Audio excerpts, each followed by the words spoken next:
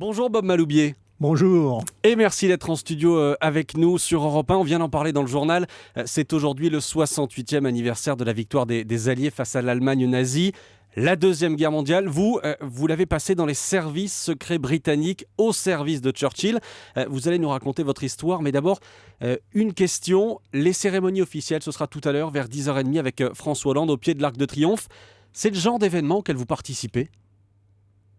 Quoi ? Une cérémonie officielle ? J'avoue, je ne participe pratiquement jamais à des cérémonies officielles. Parce qu'on ne vous invite pas ou parce que vous ne voulez pas y aller ? Non, on ne m'invite pas. J'étais dans l'armée britannique, donc à ce moment-là, je ne sais pas, on invite probablement les anciens, les Français, mais pas les Britanniques. Est-ce que vous pensez que ce genre de cérémonie, près de 70 ans plus tard, c'est indispensable ? Je pense que pour moi, c'est indispensable, parce que ça me rappelle tous mes amis, mes camarades de l'époque qui sont morts à l'époque. Il y en a eu beaucoup. Hier, j'étais en train de présider à Valençay une cérémonie où le premier d'entre nous a été parachuté en mai 1941, s'il vous plaît, qui se fait chaque année, qui a été inauguré, le monument a été inauguré par la Reine-Mère en 91, si vous voulez. Et ça, c'est particulièrement émouvant, parce qu'il y a un mémorial avec le nom de tous ceux des nôtres de la section F du SOI qui sont tombés. Alors, votre histoire, Bob Maloubier, c'est d'abord celle d'un adolescent qui fuit Paris. On est en 1940. Vous avez 17 ans, direction Bordeaux, puis Marseille. Vous avez un rêve à ce moment-là. Lequel ? Être pilote de chasse. Pourquoi ? Parce que c'est comme ça. Des pilotes de chasse, j'ai vu. Mon père m'a traîné à l'arrivée de Coste et Bellonte quand ils sont rentrés des États-Unis au balcon du Majestic. Je me souviens, je crois que c'est en 1931 d'ailleurs. Pour lui, il admirait les aviateurs, donc j'admirais les aviateurs et je voulais être pilote de chasse. Vous allez tout faire au début des années 40 pour devenir pilote de chasse, mais ça ne va pas marcher. Qu'est-ce qui va se passer ? J'ai jamais été pilote de chasse parce que la guerre mène les hommes, c'est pas les hommes qui mènent la guerre généralement, au moins à l'échelon subalterne, si vous voulez. Donc il s'est trouvé des circonstances telles que je me suis trouvé embringué dans des affaires un petit peu invraisemblables, des fuites, des passages de frontières, et que je me suis trouvé à un moment donné au contact avec une unité de Churchill en Afrique du Nord qui était clandestine, dans le dos de l'amiral Darlan, que j'ai rencontré là un ami d'enfance qui s'appelait Fernand Bonnier de la Chapelle. Fernand Bonnier de la Chapelle a exécuté Darlan le 24 décembre 1942. La police de Darlan, à ce moment-là, s'était un petit peu occupée de ses amis, dont moi.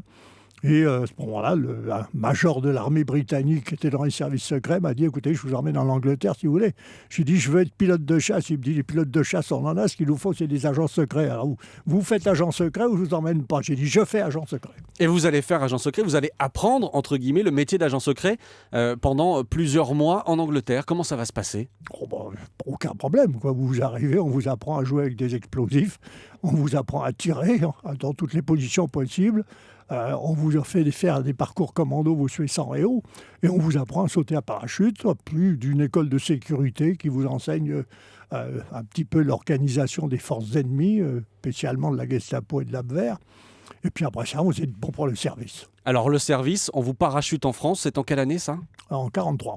Première mission, c'est du côté de Rouen, c'est ça ? Un côté de Rouen, à Louviers, puis comme objectif le mur de l'Atlantique, derrière le mur de l'Atlantique. Voilà. Et alors, l'un de vos premiers objectifs, c'est une centrale électrique. Votre spécialité, vous le disiez, ce sont notamment les explosifs. Je suis saboteur. Il y a dans les équipes qui sont des teams, un petit peu comme des équipages de bombardiers, si vous voulez, il y a un chef de réseau, un saboteur et un radio. Quelquefois, un courrier qui est une femme. Et alors, je le disais, premier objectif, une centrale électrique. Vous la faites exploser. En tout cas, le problème, c'est que ça ne se passe pas là non plus tout à fait comme prévu. Ça ne se passe pas tout à fait. Si, ça se passe comme prévu. Je fais sauter Il y a un petit retard. mes 4 transformateurs, etc. Et je remonte, c'était depuis Dieppedalle, je remonte à Rouen.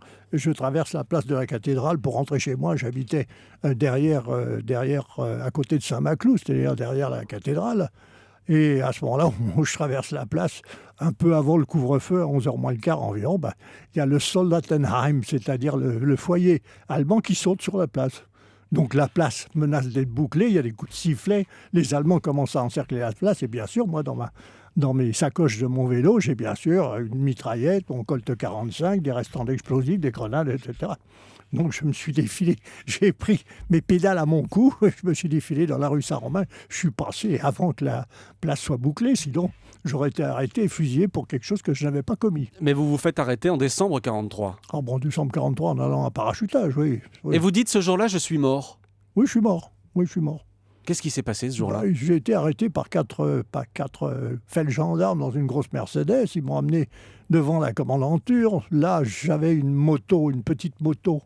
J'étais venu dans une petite moto sur laquelle j'ai roulé avec un gros Allemand qui avait son Luger sur ma nuque. Un pistolet sur la nuque? En arrivant, la Mercedes s'est éloignée, donc j'ai mis pied à terre. Le gendarme a pensé que j'étais calme. Il a mis pied à terre aussi. C'était un énorme, d'ailleurs. Il ressemblait à Göring. J'ai toujours appelé Göring depuis. Et je lui ai lancé ma moto qui faisait environ 50 kilos dans les jambes. Donc il a crié comme un gorille, il est tombé par terre. Et évidemment, les 4 Allemands sont mis à tirer. Comme je courais à travers la place dans la nuit, j'ai pris une balle dans le foie et dans le poumon.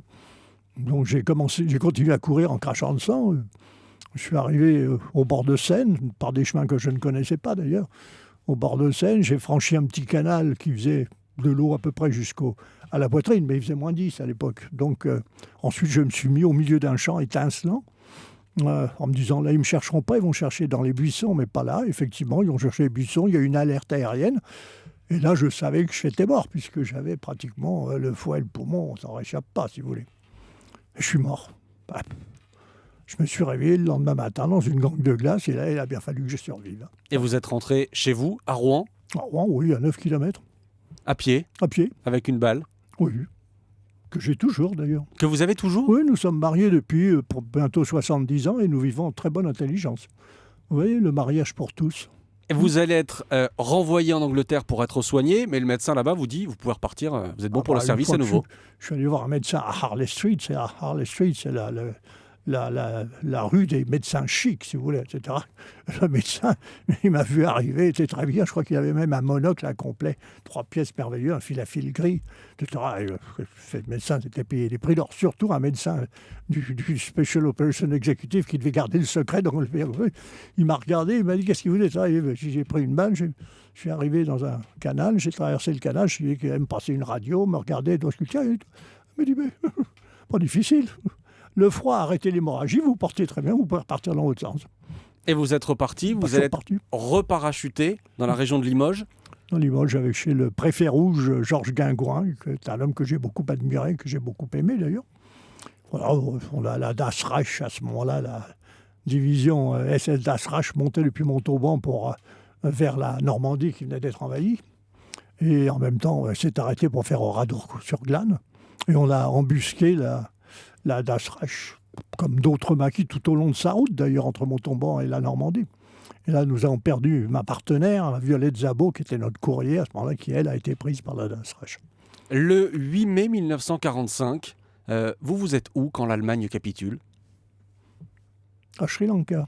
Au Sri Lanka? Au Sri Lanka, oui. Qu'est-ce que vous faites là-bas? Je m'entraîne je fais une école de brousse contre les Japonais. Je me suis engagé, je ne suis pas engagé, j'ai poursuivi, si vous voulez, la guerre qui ne s'est pas terminée toujours par la libération de la France.